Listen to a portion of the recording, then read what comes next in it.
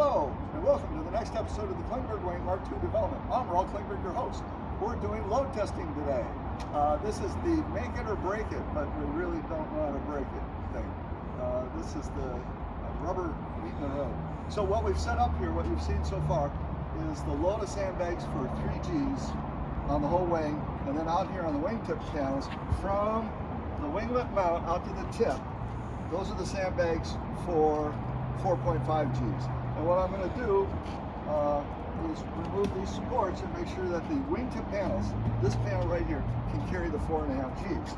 And I want to get that done before we do the whole lift. And then we're going to go put more sandbags on the central part of the wing and lift the whole thing up and see if it can take 4.5 Gs. The reason that I'm testing the tips first, is because these are brand new design, and their structural integrity or ability to carry load is essentially unknown. So before we go fly again, I gotta test it. So we're gonna do it right now. This will be so much fun. We'll lift it up and remove a brake and let it down gently. And there we go. The wingtip panel is carrying 4.5 G equivalent load. So that's good. In fact, it didn't even really hardly move at all. It's very strong. It'll carry way more than that. Are you ready? Yep. Here we go. Lift it up, pull it out, put it down. In fact, the only amount that it moves is the slop and the joint fitting. And after those successes, we started loading up the remainder of the wing with bags to take the whole wing up to 4.5 Gs. And that's when the successes came to an end, as you can see here. This is a classic torsional failure of a D-tube. And the wrinkle starts at a rib and ends at the spar, as one would expect, because it's hard to get a torsional wrinkle where you have a rib. This is, of course, a bad failure that completely trashes the D-tube. It has to be replaced. The reason this happened is because I placed one of the sawhorses at the wrong place, and when we loaded up the wing with more sandbags, a huge torsional load was placed on the wing.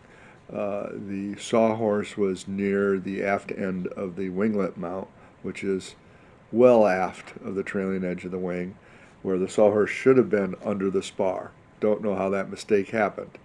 But mistakes do happen, and then we learn, and we have to move forward. So I'm off to repair. And here's what I've had to do so far. I've opened up the D-tube on the lower surface of the wing and removed all of the damaged portions and cleaned out the inside and started removing the D-tube skin.